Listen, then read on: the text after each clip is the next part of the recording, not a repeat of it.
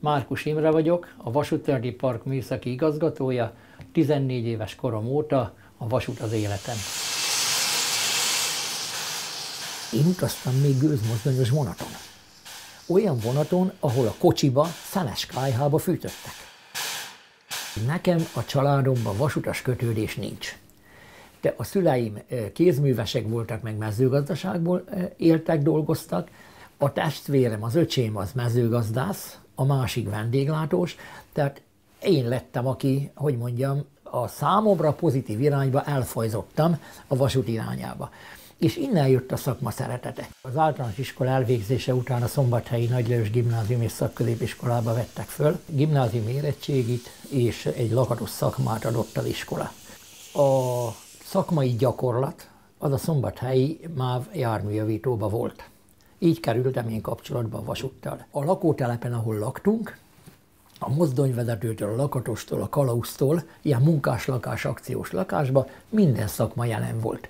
Tehát nem csak a munkahelyen volt benne az ember a vasúti szakmába, meg jött elő a szakma szeretet, hanem otthon a családokaig összejártunk, mi is ment a vasútról a téma. A vasút a vidéki városokban és falvakban élőknek sosem pusztán kényelmes közlekedési eszközt jelentett, hanem sokkal többet. Kapcsolatot a világgal, a nagyvárosokkal. A 60-as, 70-es években az autó nem volt elterjedt közlekedési eszköz, és az aszfaltozott gyorsforgalmi úthálózat sem volt olyan kiterjedt, mint a vasúti hálózat. A vasútnak az összekötő szerepe. Ez az A-ból B-be el tudok jutni valahova. Gyorsan el tudok jutni. Kulturált körülmények között el tudok jutni, ez ezt jelentette. Megvolt a megfelelő vonzása. Az emberek ezeken a járműveken közlekedtek. Jött a buszosítás. Hiába közlekedtek a buszok, meg kezdték az utakat fejleszteni, amíg a vonatok mentek, az emberek vonattal utaztak. Tehát volt egy ilyen jó érzése a dolognak, hogy igen, itt van egy biztos közlekedés, kiszámítható, ez megy, ha esik, ha fúj. Tehát volt egy ilyen kiszámíthatóság, egy biztonság. Éppen ezért az, hogy mi történik a vasútnál, állandó beszédtéma volt. Egy-egy új szerelvény, pláne mozdony forgalomba állása eseményszámba ment a közösségek életében. Hát jött a dízelesítés a gőzmozdony után. Jöttek az új dízelmozdonyok, az új típusú mozdonyok. Nem csak a vasutasok voltak erre kíváncsiak, nem csak a vasúti szakmának az a része, aki ezzel dolgozott, hanem a civilek is, az utasok. Ugye mi így mondjuk a civilek, az utasok is. És mikor egy ilyen új mozdony megjelent egy új vonattal, megjelentek az új kocsik, az új kényelmesebb, elegánsabb kocsik, amiket a MÁV akár ganzos gyártásba, Győrbe, vagy pedig beszereztünk kavkocsikat. Az embereknek tetszett, megnézték. Mindenki azt mondta, hogy utazzunk rajta egyet. Tehát voltak olyan próbautazások, hogy csak Szombathelyen megvette jegyet, elment Sárvárig, meg vissza azért, hogy ő utazhasson ezen a vonaton. A vasútas szakmának nagy volt a presztízse. Amikor dönteni kellett a továbbtanulásról, sokan választottak olyan szakiskolát, amivel aztán biztos fizetést, kiszámítható életpályát kaphattak a MÁV-tól. A tanárok abba voltak érdekeltek, hogy minél több a vasúti szakmához kötő részszakmai feladatot megtanuljunk. Tehát nem ugyanazon a munkahelyen, ugyanabban a munkakörben, ugyanazon mester mellett voltunk gyakorlaton, hanem a különféle szakterületeket végigjártuk a 4 év alatt. Így én megismerkedtem a járműjavítóba, a karbantartó lakatosi munkával, a szertárba, hogy kell tárolni az anyagokat, a kocsijavítóba, hogy kell összerakni egy vasúti járműnek az ütközőjét, a motorműhelybe, hogy történik a dízelmotorok szerelése. A szombathelyi járműjavító volt a kis teljesítményű dízelmozdonyoknak, meg a keskeny nyomközű mozdonyoknak a profil javítója. Később átkerültem a öntőműhelybe, tehát a siklóágyas teherkocsik, meg a járművek alá, meg mozdonyokba csapágyakat öntöttem, meg hőkezeltünk. Tehát az ember megtapasztalta az uribb munkát a motorműhelybe, mert azt hívták a szakma csúcsának a járműjavítóba, meg megtanultuk a nehezebb fizikai munkát is, mondjuk ilyen napi 35-40-45 fokos hőmérsékleten a munkavégzést. A MÁV vonalain új mozdonycsaládot jelentenek a Román Szocialista Köztársaságban gyártott M43-as és M47-es sorozatú dízel-hidraulikus mozdonyok. Amikor a román mozdonyok bejöttek, ugye mi csak Ceausescu átkának hívtuk, a szombathelyi járműjavító, a győri Széchenyi főiskola volt akkor, most már egyetemmel, kapta meg ezt a feladatot, hogy ezeket a mozdonymotorokat be kell üzemelni. Műszaki méréseket végeztünk rajta. Az is szombat-vasárnap történt. Rettenetes műszaki állapotú új járműveket kaptunk. Tehát szó szerint bosszú. Ahogy kinézett műszakilag, szétbontottuk a motort, az olajteknőt, ahogyan levettük, szemmel lehetett látni, hogy mekkora ferdülés volt a teknőbe. A próbateremben, amikor elindítottuk a motort, annyira fölholta az olajat, hogy a kémény úgy füstölt, hogy kijöttek a tűzoltók, akkor kigyulladt az üzem. Tehát döbbenet, hogy mi volt. Megmondtuk a Frankot, hogy ez K.O. Tehát ez használhatatlan ez a jármű. Ebből nagy viták voltak. Ugye akkor minket ellenőriztek, hogy nem-e direkt. Ugye tehát ez a nem-e fricska. Nem fricska, hát annyira rossz volt. Egyetemi tanárok, professzorok magyarázkodtak, meg írták a jelentést, meg hívtuk oda. Voltak ott politikusok megnézni, hogy kérem, ez tényleg rossz. A szakmában az presztízs volt, hogyha jött egy új típus, na arra akkor a szakik közül ki az, aki azt megkapja. A versenyek voltak a Rába MAM motornak az összerakására, amikor készen volt az összes alkatrésze, összekészítettük, a legjobb szintidő egy ilyen motornak az összerakására az 1 óra volt. 1 óra, 2 embernek. 1 óra. És ugye verseny volt a brigádon belül, a csoporton belül. A MÁV-nak több városban is volt járműjavítója, ezek az üzemek mind specializálódtak. A szerelőknek viszont ismerniük kellett minden típust. A szakmabelieknek érdeke volt, hogy a dolgozók egymástól is eltanulják a fogásokat. Egy üzemlátogatás, egy északi járműjavítóba, egy debreceni járműjavítóba, egy miskolciba, Szolnokon. Ez mind ugye hozott valami pluszt az embernek, hogy mi az, amit ők másképp meg jól csinálnak. És tanultunk egymástól. Nem számított a kor. És ezt tetszett nekem a legjobban. Én a legfiatalabbak közé tartoztam, nálam idősebb kollégák voltak, na de hát onnan lehetett igazán tanulni. Élettapasztalatot átvenni, rutinokat, hogy oldotta meg, milyen probléma van. Az északi járműjavítóban, mikor üzemlátogatáson voltunk, nekem nagyon-nagyon tetszett. Hát ugye a krém, tehát a habatortán a járműjavító szakmában az északi járműjavító volt. Ugye villamos mozdonyok, fejlesztések, a Ganzzal együttműködés, tehát így kimondott konstruktőri munka is folyt, nem csak a járművek javítása. Modernizációs javaslatok. Letéve az asztalra, hogy mit kellene a járműven változtatni, a V43-asoknak. Olyan szakmai problémái, a forgóvázok szitálása, ugye, hogy rázta a vonatszekrényt a forgóváz, ezeket mind a járműjavítós mérnökök találták ki. És ez egy vonzó dolog volt, hogy ez egy más jellegű szakma. Ugye nem kell villamosmérnöknek lenni ahhoz, hogy az ember megpróbálja megérteni, hogy mi történik, mert ugye nem volt a feladatom nekem ez. És amikor később az élet azt hozta, hogy az északiban neveztek ki igazgatónak, hát szinte nem akartam elhinni, hogy hoppá, hát most akkor mi is van? Itt a legtetején, a legfontosabb cégbe. Közben Márkus Imre életében 2 fontos változás történt. A műhelyből irodába került a munkaügyi osztályra. Ami ennél is fontosabb, hogy a vasutas munka mellett a Szombathelyen működő szakszervezetnél is feladatot kapott. A dolgozók érdekeit kellett képviselnie a főnökséggel szemben. Persze még nem minden műhelyben ideálisak a munkakörülmények. A teherkocsi javító csarnok munkásai ideiglenes helyen nehéz körülmények között dolgoznak. Elég keményen beszoktam szólni a fórumokon a vezetőknek, hogy mi az, ami nem jó. Mi az, amit másképp kellene? Ebből nekem voltak konfliktusaim. Voltak pártitkárok, akik kifejezetten nem szerettek, mert a kritika az alapos volt, szakmai volt, a jobbítást célozta. Hát csak ugye annak idején ezt nem mindenki szerette. És egy jó darabig engem nem is engedtek egyetemre. Tehát nem mehettem, mert nem szerepeltem a káderfejlesztési tervbe, mert az egyik szakszerti bizalmim, aki kiváló munkát végzett, csapágyszerelőbe dolgoztak, laboratóriumi rend volt, pedig ugye tudjuk, hogy a csapágy azért nem a legtisztább fehérkesztyűs kategória, egy bűne volt ennek a gyereknek, ott templomba járt. És a pártitkár nem állhatta. Én ugye mindig betettem a jutalomba, mert kiválóan dolgozott, és a szakszervezeti munkát is jól végezte. Mi kiúzták. Én meg berontottam az osztályvezetőhöz, főnök, mi van? Ha így meg úgy, nem érdekel. Hát a gyerek nincs benn, nem írom alá, ugye akkor még a szakszervezeti főbizalminak alá kellett írni a jutalomlistát. Most többször ment úgy fel a jutalomlista a vezetés elé, a cégvezetés elé, hogy az én aláírásom nem volt. Hát persze, mentem beszélőre. Hívtak, mi van? Már megint mi a baj? Hát emberek, ez a probléma. De miért kiállni, meg így, meg úgy, mondtam, emberek, rizsa. Mi adta feladat ennek az embernek? Kiválóan dolgozzon, meg végezze a szakszervezeti munkát. Oda kell írni. Ha nem, valaki írja alá helyettem. Én nem fogom aláírni. Most elégből voltak cirkuszok. Voltak, azt mondták, rendben van, ő megkapja a jutalmat, de te nem, uraim. Ott a toll, tessék, húzzanak ki. Na de most ezeket muszáj volt megcsinálni, mert ha az ember mindent lenyel, mindent elenged, mindent megtehetnek, akkor baj van. Aztán eltűnt a kisztitkár és a párttitkár is, majd velük együtt az egypártrendszer és a mindenek felett őrködő Magyar Szocialista Munkáspárt. A 80-as évek végén Márkus Imrének, aki akkor már a munkaügyi osztály vezetője volt, újfajta problémákkal kellett szembesülnie.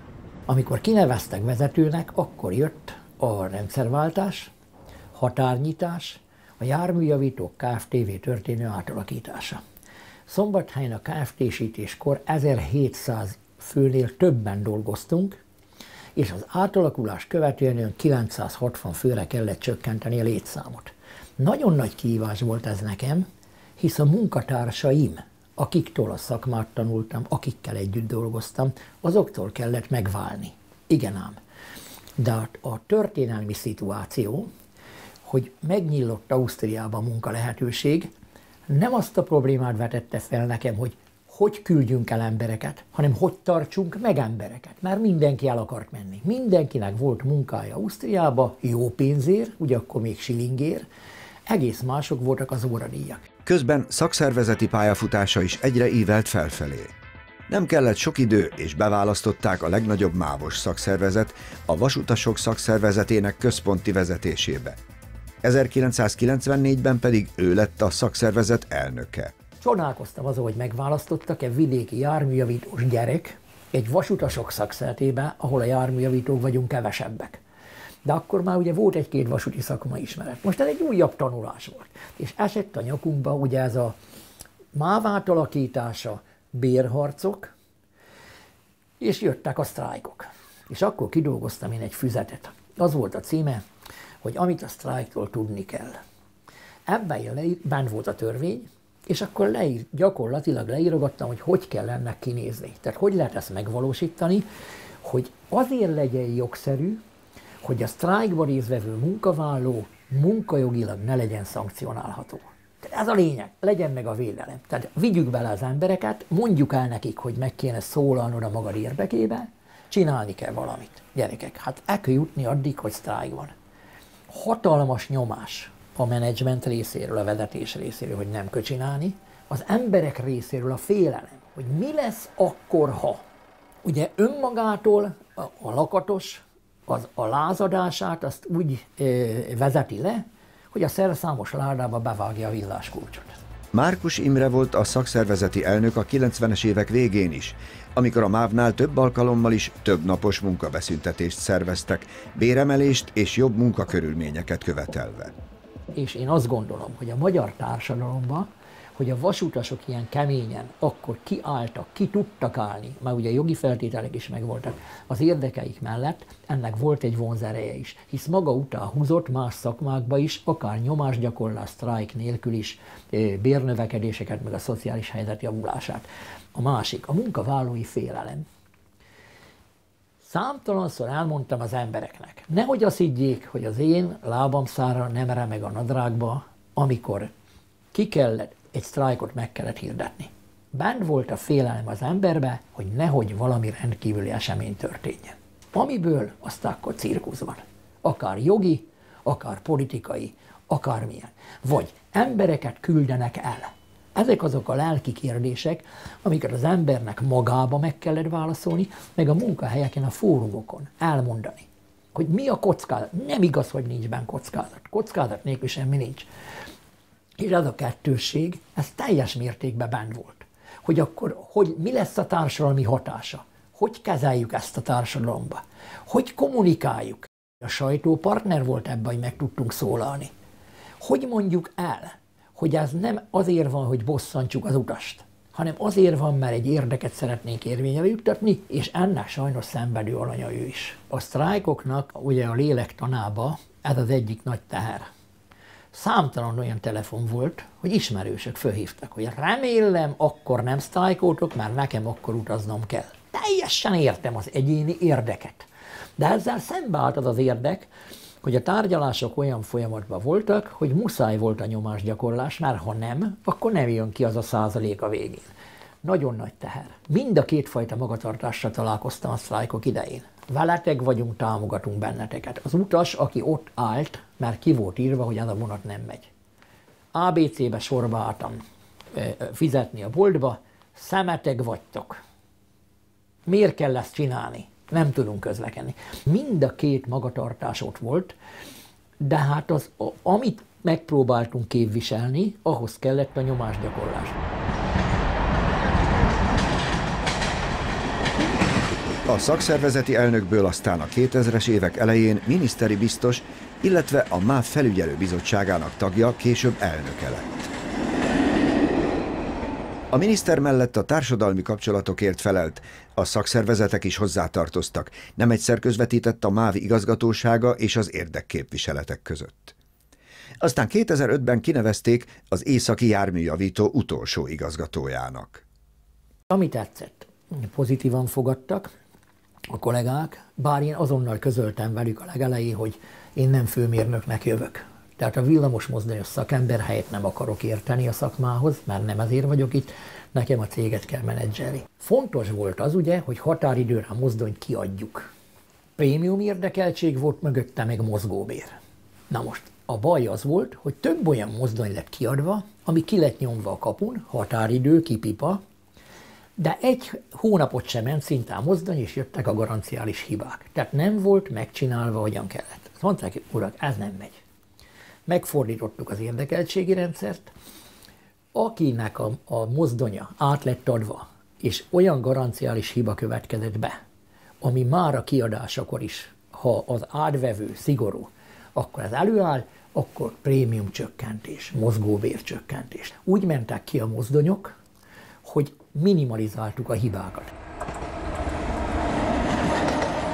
A másik dolog, amire büszke vagyok, a V43-as vezetőfülkének a légkondicionálását az én vezetésem alatt terveztük meg, szerkesztettük meg, csináltuk meg a kivitelezést a mozdonyvezetőkkel együtt. És ennek a konstrukciós munkái teljes mértékben az északi járműjavító mérnökei, a kivitelezését pedig a lakatosok meg az egyéb munkatársak csinálták meg. Egy nagyon jó csapat volt a járműjavítóban. Egy teljes más világ, más szakma, de ugyanaz az összetartás.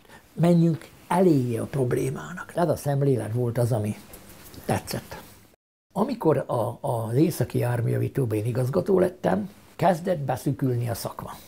Utánpótlás, szakemberek, villamosmérnök, technikusok, villamos mozdonyszerelők. A műszaki egyetemmel megfelelő megállapodásunk volt, és a mérnök gyakornokok ott voltak nálunk a járműjavítóban.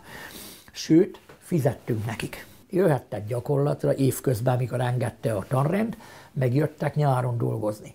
Békéscsabai telephely hozzánk tartozott, villamos mozdony motoroknak a tekercselését csinálták, most is működik az üzem, ott is megtartottuk a tanműhelyt. Ugye akkor jött egy időszak, amikor be kell zárni a tanműhelyeket. Minek? Majd az oktatás megoldja.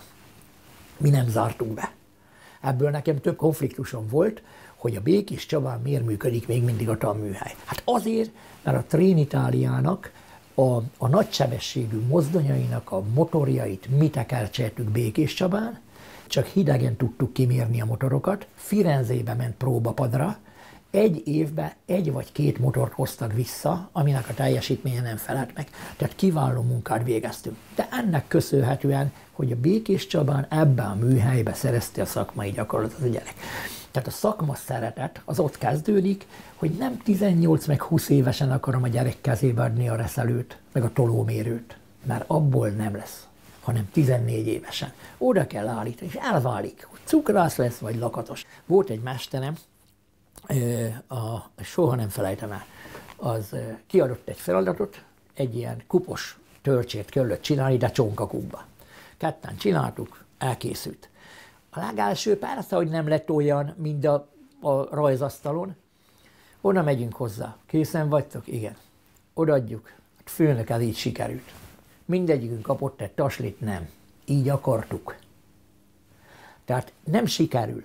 Tehát nincs. És ott megtanultuk, hogy megcsinálunk valamit, az nem lesz valahogyan, hanem bent van a mi felelősségünk, hogy az jó legyen. Mert nem volt az annyira rossz, és én azóta mindig azt mondtam a kollégáimnak, hogy én ilyet hallani nem akarok, hogy így sikerült. Így akartuk, és készen van. Most, ha rossz valami, akkor meg rosszul akartuk, és akkor meg kell ismételni. Tehát bent vannak ezek az apró finomságok, amitől az ember azt mondja, hogy savaborsa van a szakmának és a szakma szeretetnek. A MÁV átalakítása során az északi járműjavító és a szolnoki járműjavító beolvadt a MÁV Gépészet Zrt-be. Később az északi járműjavító Kőbányai úti telephelyén megszűnt a munka. A szakemberek egy része a villamosmozdonyok szerelésével együtt Szolnokra került.